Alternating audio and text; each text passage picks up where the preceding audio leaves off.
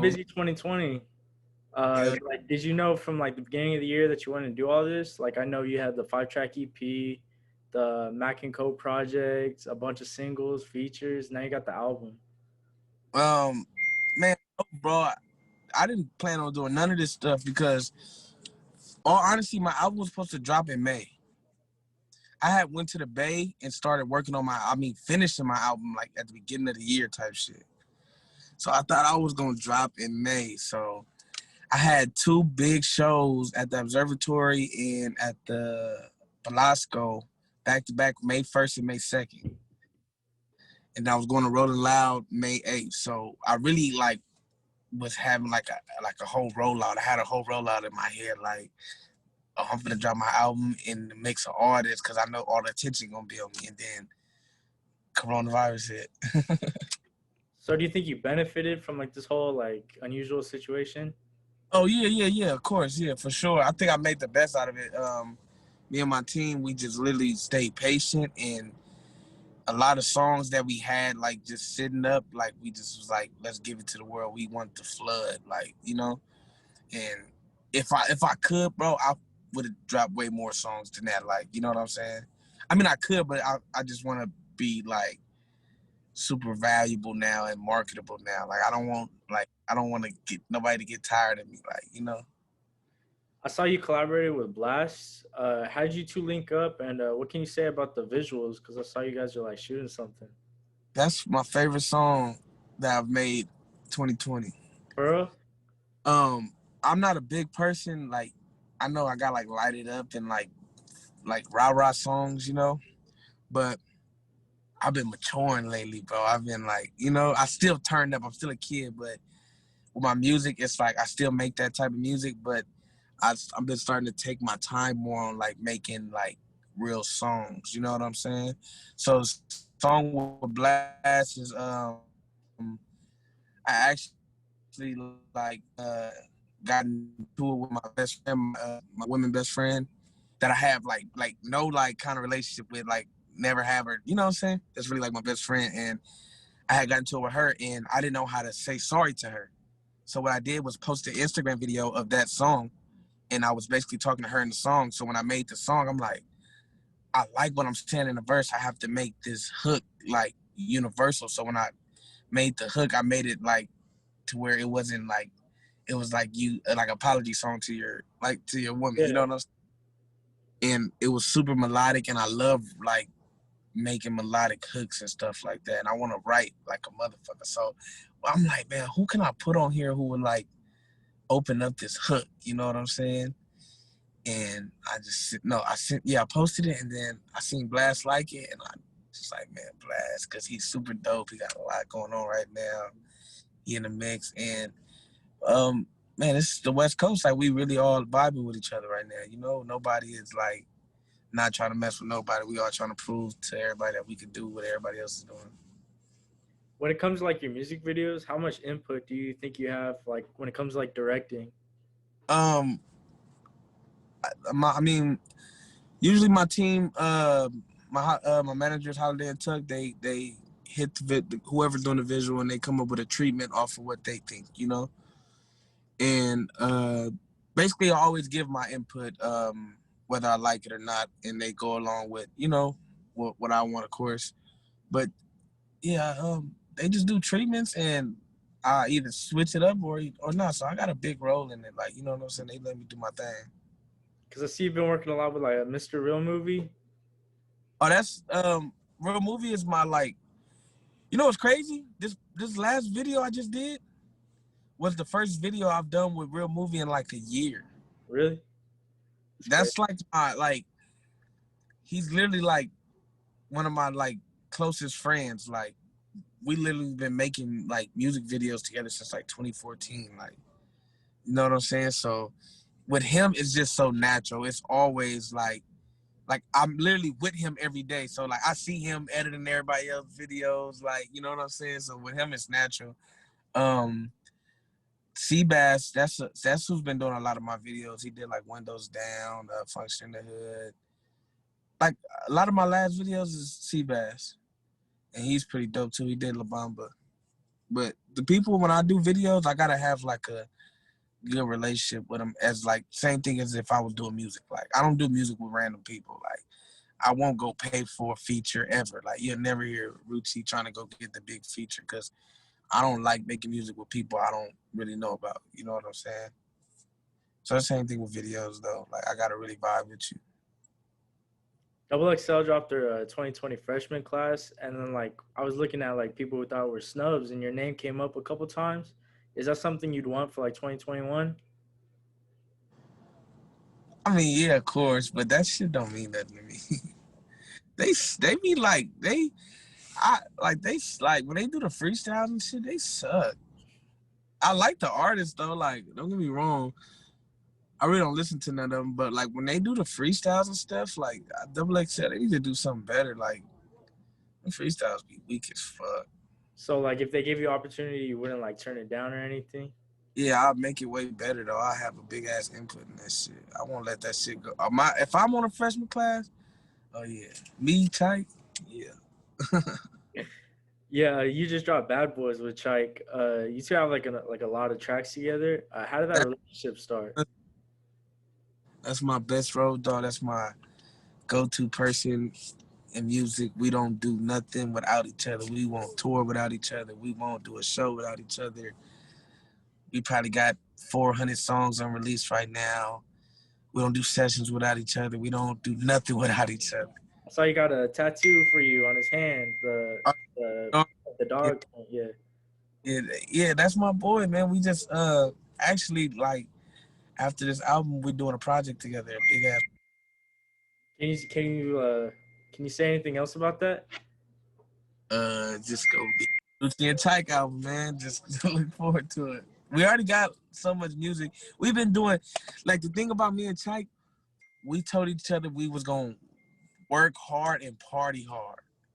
That's all we've been doing, right? So we went to Vegas, like on party shit, the big ass studio, made dope ass music out there. We're still able to party, you know what I'm saying? But it's probably not a day that we're not fucking going crazy. Like last night was in the studio to like the end of 3, then went back to the crib, you know, like party. You know, that's just what we do, you know? And it's just me and him just got a dope ass relationship now. I saw you and Cypress Moreno got locked in the studio. How many tracks of those are gonna be on this album? None. None. None. Cypher's got fucking 100 songs by me that he don't even put out. That's Cypher's like we work a lot together too. Like he always around. I've been working with Cypress for like 5 years now. But yeah, he always get up on me about that too. Like, he don't put me on the album. You guys I'm ever like, you guys make a project just you two? yeah. That's the plan though. That's literally the plan because I cherish his music and he cherished my music so much. So you know, that's the plan. Cyber's my dog forever for sure, and we both from El Salvador. Why the name Midget? That's my childhood name. Childhood name? Yeah, I saw that in an interview. It just feels Yeah, funny. when I came out the womb, man, my mom and my dad was like, he's a midget. Like, I was always the little guy, bro. Like, I got a growth spurt randomly. I don't know, like when I was like 16 type shit, but I was always the little guy, bro. My mom used to be like, you just a little person in a big world and you want to live as big as the world. You know what I'm saying?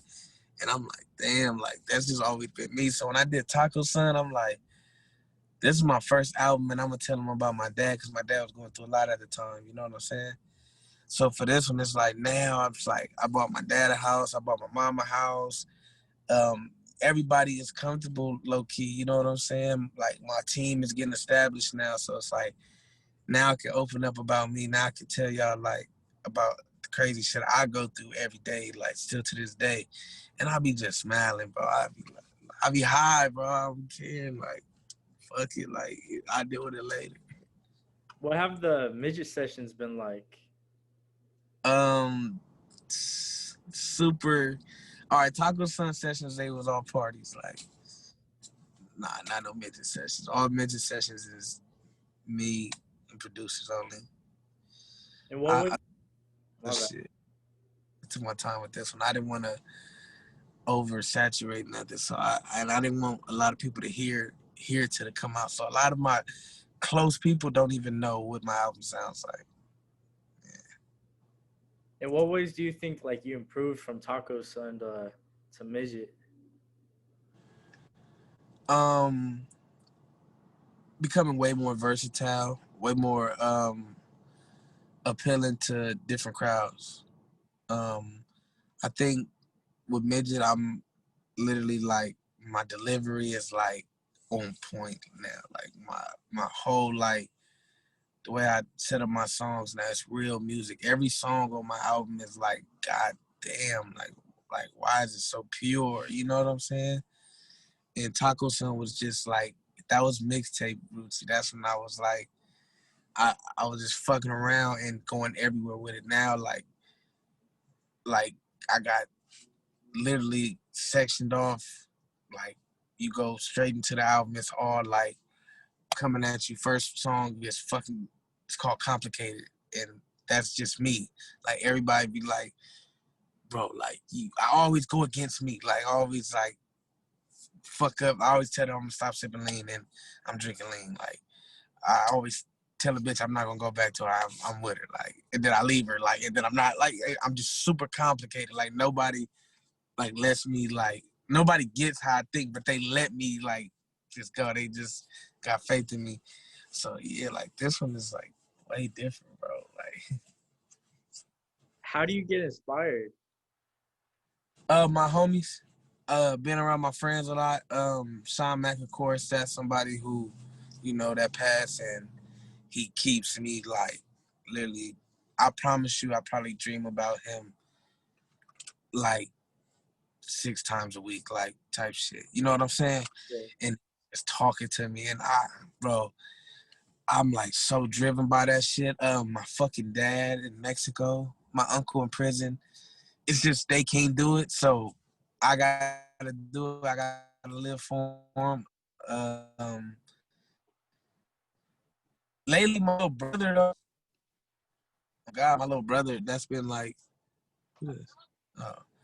Yeah, my little brother, that's somebody I've been with a lot lately. You feel me? Like like when I came home from tour, like it's been me and him a lot, like and he just be inspiring me because you know he got shot in his head and he wasn't supposed to be here. So now that the fact that he here doing it with me, I be like, man, I gotta go bigger every day. Like I gotta make sure he living the plushest lifestyle, and like that's how I've been lately.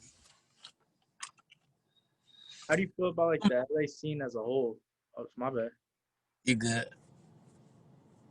Yeah, how do you feel about the LA scene like as a whole right now? I feel like I feel like let me see how I can put this. I feel like motherfuckers is still asleep. How so? Everybody sleep, man. Cause like, I don't know, bro. I think we not about that. We not about that clout shit over here. Like we not about that viral shit over here. We literally on some like we doing this cause we gotta do it type shit. Like, you know what I'm saying? How do you think that's different from like other places? Like, Because a lot of people go viral like nowadays. Everybody's like, even like on the South, like in Midwest, all that shit is like about like numbers. You know what I'm saying?